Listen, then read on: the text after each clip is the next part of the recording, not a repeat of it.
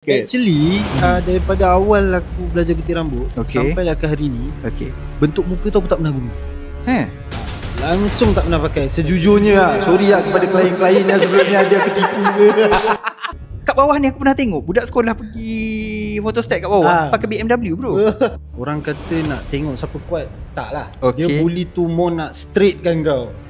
Sebab kita dulu kat boys school kita ada band. Ni jawapan politik ke? Dia bukan jawapan politik tu. Tu boleh cerita GTA gitu. Kaki GTA orang tahu lah.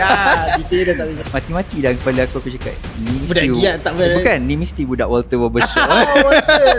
Tak ada. Okay, first tu memang susah tu. Sebab memang dia punya culture Kelang dengan Subang ni jauh beza sangat. Jenis orang kata kalau tak kena dia terus maki je kau on the spot.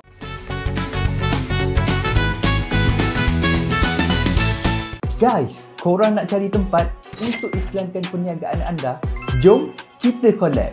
Kami kat Siaran Tenang menghasilkan pelbagai video seperti podcast, business siri dan content creation. Anda boleh buat placement perniagaan anda kat mana-mana video kami. Untuk maklumat lanjut, PM page Siaran Tenang. Podcast ini dibawakan khas oleh Tenang MY. Kalau korang dah bosan dengan desain-desain baju korang boleh check out Shopee Kedai Tenang untuk desain-desain yang trending dan up to date. Jangan lupa follow Facebook, Instagram, TikTok Tenang MY. Alright, so hi guys, welcome to Tenang Talk, di mana kita mengumpulkan usahawan-usahawan yang berjaya dan dipandang tinggi oleh masyarakat serta pada mata akulah. So hari ini kita berada di Soul Barbershop. So hari ini kita bersama dengan owner Soul Barbershop sendiri. Setelah sekian lama kita try deal akhirnya dapat. And last kali hari ni lah. Hari ni. So okay, first kali sebelum kita pergi jauh apa semua kan, aku just macam tertanya-tanya, kenapa Soul Barber Okay, so dia puncanya Soul Barber ni sebab kita nak menyampaikan yang dekat kita punya branding tu, apa yang kita deliver tu datang daripada jiwa kita. Dia bukan disebabkan oleh wang ringgit, ataupun disebabkan oleh hati. Memang dari passion betul. Memang daripada passion betul. Okay. That's why lah boleh tertimbul je nama Soul Barbershop tu. Okay, ni kita dah skip 2-3 langkah ni. Okay, sebelum kita pergi lebih jauh lah kan. So before membesar, mesti pernah kecil dulu kan. So masa kecil tu, boleh tak cerita sikit lah lebih kurang kan, macam mana perjalanan daripada sekolah ke universiti ke macam mana ke? Okay, so aku berasal daripada Ampang, Kuala Lumpur, dan kita dekat KL time tu kita sekejap je. Daripada kita lahir sampai kita tadika macam tu. And then kita terus pindah ke Kelang lah. So bila kat Kelang tu lah startingnya segala-gala je lah. Datang minat lah apa semua. Datang minat semua situ. Okay. Kelang time tu. So kita pun membesar, kita sekolah dulu dekat Lasal. SMK Lasal Kelang. Boys school lah. So boys school ni terpambam lah. Dia punya. Nak potong sikit. Orang marah yang biasanya kalau potong kan. Okay, bila bermain dengan sekolah boys school? Boys school kita start daripada form 1. Sekejap nak tanya, dalam sekolah tu ada kes bully tak? To be honest, ada. To be honest ada lah. Tapi ada beza sikit lah. Faham? Dia punya bully tu. Sebab maksudnya? Dia more to, macam mana dia bukan bully yang orang kata nak tengok siapa kuat. Tak lah. Dia bully tu more nak straight kan kau. Sebab kita dulu kat boys school kita ada band. Ni jawapan politik ke? Dia bukan jawapan politik tu. Kita tak ada politik. Parti-parti tak ada. Bukan maksudnya jawapan play safe ke macam ni? Tak. Ada band lah. Ada band. Marching band lah. Sekolah tu yes, marching band. So Lasal punya marching band ni dulu normal lah kalau ragging tu kan. Tapi ragging boleh kira sama dengan bully je. Dia actually pada aku tak kot. Kalau tak dia kan membentuk diri kau jadi something yang lebih baik, macam tu lah. Dia sebenarnya lebih pada bonding lah. So dekat Lasal dulu kalau tanya pengalaman, dia more to ragging macam tu lah. Kita tak ada bully yang orang kata pukul-pukul macam suddenly kau pakai kemas sikit, nampak nerd, and then kita terus book kan. Tak ada tu. Faham. Nowadays punya bully dulu tak ada dia sekarang lain sikit lah. Sekarang dia hardcore dah sikit. extreme bro. Hardcore. Dia dah Sebab hardcore lagi sangat. satu bukan apa, sebab pada aku lah benda tu pengaruh social media Yes, betul. dengan game. Yes. Sebab aku tengok sekarang kalau budak-budak main game, even budak 3-4 tahun 2-3 hari lepas aku ada pergi vet. Okay. Hantar kucing aku kan. So aku tengok ada budak tu main game Slash Samurai tu. Okay. Wih, tak ada perasaan bro. Betul. Dorang macam mana kadang-kadang benda tu boleh shift dia Betul. cara berfikir kan. So dia dah tak nampak benda tu macam Padahal game tu gore gila. kan. Aku cakap asal mak budak ni tapi boleh lepas kan. Tu boleh cerita GTA Kaki GTA orang tahu lah. GTA dah tak boleh cakap apa. Okay. So daripada sekolah Lasal tu sampai form 5 lah. Yes, sampai form 5. Actually form 4 berhenti kejap. Okay. Asal? Form 4 tu berhenti. Sebenarnya aku berhenti form 4 sebab time tu kita nakal kan. Kita tak ada belajar kan. So kita dengar macam SPM ni goyang lah. So aku kena ada plan B. So plan B that time pergi sambung belajar kemahiran. Ambil mekatronik. Robotik, benda-benda robotik ni lah. Tapi memang minat lah. Tu tak minat. Tu benda macam tu tak minat tu. Macam mana boleh dapat idea nak pergi ke mekatronik? Itu sebab ada member. Kita ada 3 Abdul kan? So 3 Abdul ni pun 3 Abdul lah pergi. So kita masuk sana, and then kat situlah boleh sekali dengan barber that time. Kiranya daripada sekolah sana kemahiran tu dah ambil barber. Yes, betul. So sebelum berhenti sekolah tu dah kenal dengan crowd barber. Okay. So kita sama belajar. Kelas biasa pagi sampai tengah hari. So tengah hari tu kita run lah pergi kedai barber. Kiranya bukan ambil yang formal punya lah. Aku bukan datang daripada kursus ke daripada giat ke. Faham. Aku sebelum aku sampai sini kan, mati-mati dah kepala aku cakap ni mesti budak giat tak boleh. Bukan, ni mesti budak Walter Barbershop. No, tak ada.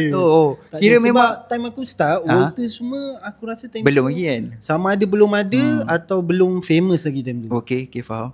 So memang betul-betul on the street punya. Yes, betul tu. Belajar pun tak pakai duit. Faham. So daripada form 4 berhenti kejap, berhenti kejap, pergi ke mekatronik, pergi ke barber. And form 5 aku pergi ambil SPM tu. Okay. SPM yang aku goyang tu aku pergi ambil juga. Faham. So last SKM pun sapu, SPM pun sapu. Dua-dua dapat. Dua-dua. Perform bro. Tak boleh lah. Yelah, tapi ada lah. Ada lah. Ada barang. Orang kata ambil muka ada senyum lah. Mantap ni benda ni. Sebab lagi satu, mostly dekat social media budak-budak sekarang lah, dia berfikir education apa semua macam tolak tepi lah. Betul lah. Aku risau betul lah benda tu. Tapi sebenarnya benda tu pun goyang. Penting. Macam aku hari-hari kita ada klien kan. Kita ada budak-budak. So sometimes diorang pun berbual lah dengan kita kan.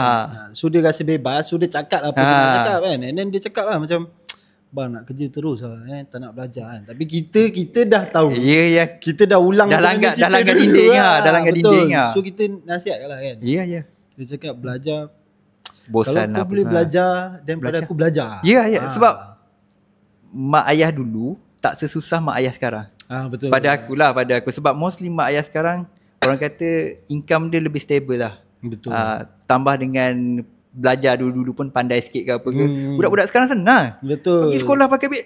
Kat bawah ni aku pernah tengok budak sekolah pergi photostat kat bawah pakai BMW bro. Ya dah. Aku diam je aku tengok dalam kereta. Lagi satu sekarang kemudahan dah senang dibanding dengan zaman kau dulu dah kan. Kalau macam malas pergi kelas ambil PJJ ke apa. Betul. Duduk kat rumah je. Lagi satu kau dah ada motor sendiri, kereta sendiri. Betul. Dulu nak kena naik bas turun bas kan. Seksa. Okay. So bila berapa lama duk try dekat barbershop orang time tu? Okay, that time first tu memula dulu aku nak belajar barber ni. Kita lompat-lompat tau. Okay. So kita belajar basic sini, kita belajar advance kat sini. Okay. So yang basic tu aku stay dekat sana setahun. Tapi proses pembelajaran daripada kosong sampai boleh handle klien tu seminggu. Ui, laju. Itu yang aku pun tak tahu kenapa. Maybe sebab that time minat aku. Gifted. Nak kata gifted lah. Tak tahu lah. Dia kadang-kadang kita tak tahu apa yang kita gifted. Betul. So in a week je. Laju lah. And then bos aku pula dulu, shout out to Adam Smith Barbershop lah. Kat mana kedai dia? Dekat Andalas. Oh, masih ada lagi? Masih ada lagi sampai sekarang. Mantap. So dia punya owner Pudin lah. So dia lah bagi aku chance untuk jadi barber. Okay. Tanpa guna sen lah that time. Dia bayar gaji tak? Bayar. So in terms of dia punya pertukaran, aku kena kerja dengan dia lah. Yelah. Kira maksudnya buat internship lah kat sana. Yes, betul. So belajar pun belajar, kerja pun kerja. Mantap sangat lah. Mantap sangat. Sifu aku yang first tu boleh kata baik lah. Ya. Okay, lepas tu lepas minggu kat sana boleh handle klien apa semua. Setahun lah kat sana. Setahun, betul. Lepas tu pindah barbershop. And then berhenti dulu. Okay. Berhenti dulu sebab time tu tak silap ngam-ngam habis SPM. So berhenti. And then time tu rasa macam nak tukar bidang. Okay. Sebenarnya awal-awal. So rasa tak ego lah. Duk cari pergi mall lah, cari kerja kat mall apa semua tak dapat. Okay. So aku dah fikir macam barber lah kot jalan dia jalan yang ditakdirkan barber lah. So that time kita pergi cari kedai dekat SF15. Okay. Subang. So by 2018. Okay. Barber industry dekat Subang tu dia tengah roket tau. Betul. So kalau macam setakat skill aku ni yang anak kutu ni, susah. Orang kata goyang kan nak pergi. Okay. And then time tu kita paksa juga. Ada orang paksa kan. Ada orang paksa, orang kata kira ambil cabaran lah. Je. So kita pun pergi second shop Idris Barbershop. Okay. Idris Barbershop dekat SF15 lah. Yes, betul. Okay, mantap. So dekat sana setahun lebih lah juga. Okay, bila dekat SF15 ni kita tahu kawasan tu memang orang-orang have. Yes, betul. Budak-budak Subang memang ada gaya. Betul. Hari-hari ada gaya lah. So macam mana orang cakap handle klien kat sana? Okay, first tu memang susah tu. Sebab dia punya culture Kelang dengan Subang ni jauh beza sangat. Okay. So bila kita masuk sana, kita macam culture shock kejap tau. Kita macam, macam ni klien kan. Jenis orang kata kalau tak kena dia terus maki je kau on the spot. Gila. Kalau kat Kelang ni dia macam simpanan hati lah. Tak apa dia buat bodoh dia je lah. Lepas tu minggu depan tak datang lah. Kena palau. Tapi kalau kat Subang dia memang strict. Terus je. Dia tak puas hati, dia tak puas hati. Okay, faham. So kita boleh gelar kata macam high ranking ni customer lah kan. So first sampai sana tu memang goyang lah. Okay. Tapi aku training pun lama tu. Bukan Idris Subang 3 bulan. Okay. Training saja. Training saja 3 bulan. Padahal kita dah ada basic kan. So dalam training tu buat apa je sebenarnya? Semua benda. Overall dia cuci aku habis-habis. Okay. Daripada orang kata cara kita layan customer. Daripada serve klien pun dia ajar? Semua 100%. Ibarat aku masuk Idris tu kosong. Faham. Zero lah. Kat situ lah. Memang dia basuh habis. Macam-macam tu banyak. Okay, jap. Bila bermain dengan barbershop apa semua kan. So kita basically aku kosong. Aku tak pernah gunting. Aku pernah gunting rambut nenek aku dulu tu kan. Memang bercapuk lah. Cumanya time tu dia terlantar sakit. Dia macam reda je lah. Reda je lah cucu aku buat apa kan. So macam aku nak faham kan. Macam mana kau orang cakap apa develop skill tu untuk dapat gunting dengan cermatnya. Okay, dia tak start dengan cermat tu. Dia start dengan cacah marbar. Okay. Dia macam mana dia start tu, kita tak ada detail work. Kita tak belajar lagi yang kalau sebab dia gunting rambut ni tu. Dia ada step dia. Dia macam mana kita nak panggil dia ada dia punya syllabus. Okay, so the things yang kau nak kena buat kalau kau nak start as a barber, kau kena faham dulu dia punya fundamental tadi. Okay. So dia ada kiraan geometri dia ada dia punya graduation. Kita panggil graduation. So if kau pull rambut tu pergi sini, kau potong dia jadi apa? Kau pergi sini dia tak semua sama tau. So benda tu aku dapat last. Faham. So awal-awal tu dia tak semudah potong-potong. Tak. Dulu aku rasa macam tu. To be honest aku sendiri rasa macam tu. Tapi bila kita dah kena pergi ke Subang, dah jumpa dengan orang kata bentara guru, time tu lah aku kena hanyak kau. So bila kat sana kan, tadi kita dah tanya bila handle klien apa semua kan. So apa the worst nightmare masa kat sana? The worst nightmare dulu kalau kat Subang, aku paling takut kalau bos aku lalu belakang. Okay. Kita kan cermin depan kan. Kita intai tau dekat cermin dulu. Dia lalu tengok, ke dia tak lalu. Kalau dia lalu kita buat slow-slow.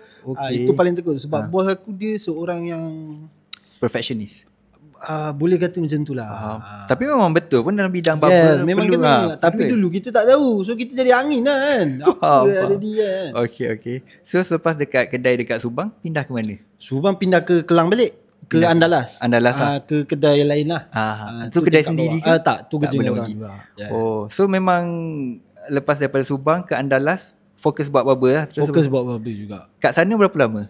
Yang kat Andalas tu? Dekat Andalas lama. Andalas 4 tahun lebih. Kalau dengar cerita ni makan dekat 10 tahun lebih ke? Sorry, total bubble setahun 2 tahun tak sampai 10 tahun. Dalam 3-4 tahun jugalah. Ya, betul. Macam mana boleh commit?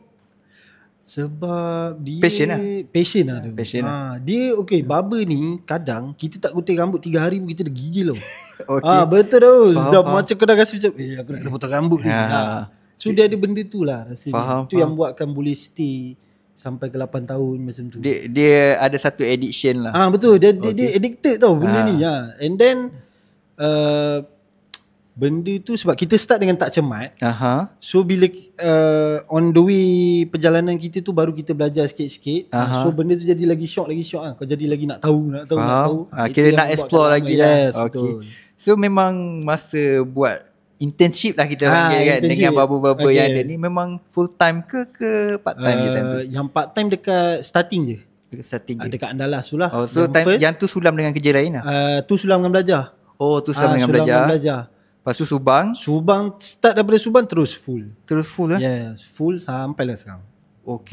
Okay, sebelum startnya ada Soul Barbershop ni kan, total lah berapa kedai yang buat internship ni? Tak banyak dah. Aku dalam 3 kedai je. 3 kedai tu lah. Okay. So Soul Barbershop ni bila ditubuhkan? Soul Barbershop ni ditubuhkan bulan 11 2023. 2023 sekarang 2025, 2 tahun dah. 2 tahun dah. Macam mana nak dapat keberanian tu? Orang cakap bila nak buka kedai ni kita fikir ada cost overhead, gaji pekerja, yada-yada apa semua sewa kan. So macam mana?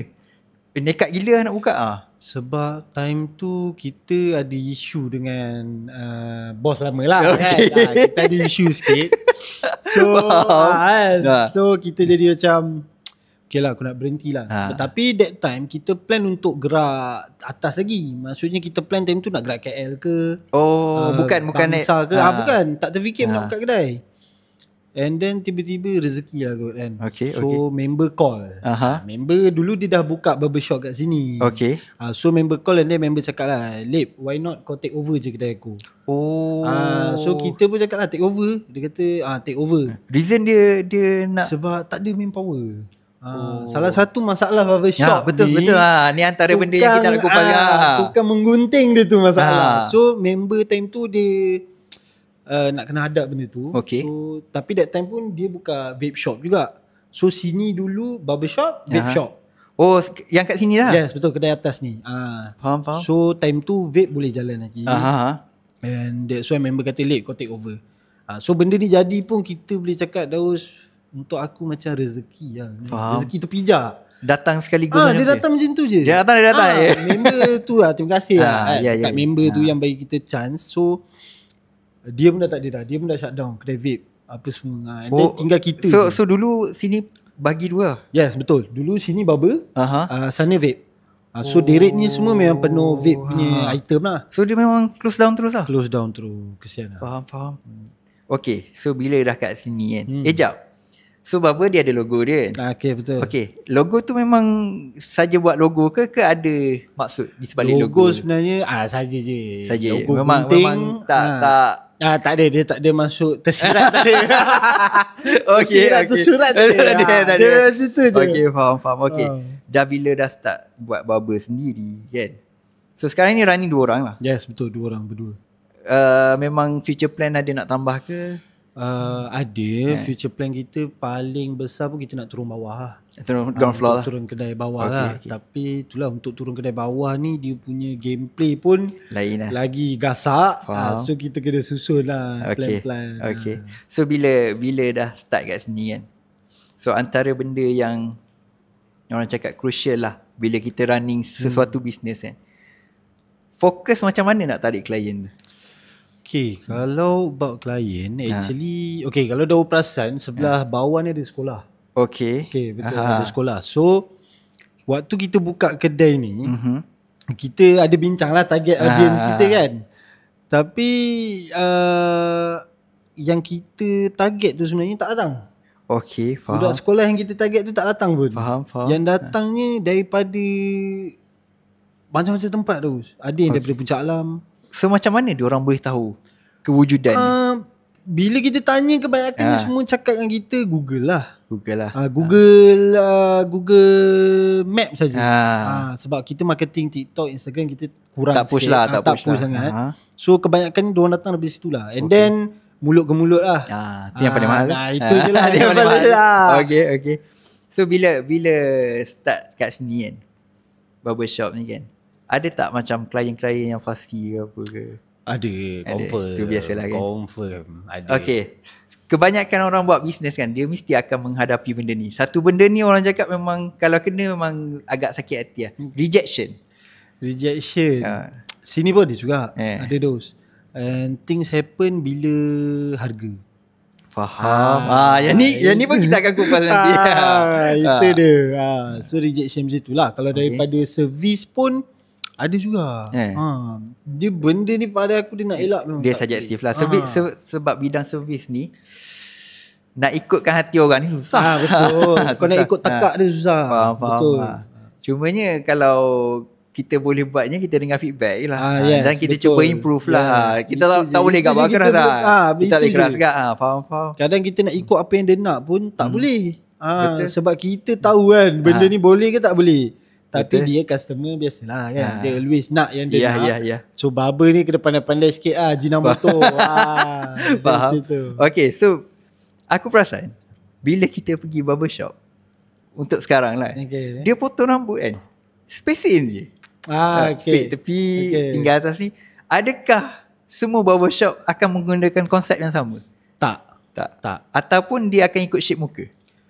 Okay, ini benda yang kita kena mempercerahkan sikit. Technical. Actually, daripada awal aku belajar gunting rambut sampailah ke hari ni, bentuk muka tu aku tak pernah guna. Langsung tak pernah pakai. Sejujurnya sorry lah kepada klien-klien yang sebelum ni ada aku tipu ke. Tapi memang to be honest tak ada. Sebab macam mana kita nak cakap okay, kalau kita nak ikut bentuk muka, aku boleh cakap kita takkan ada customer.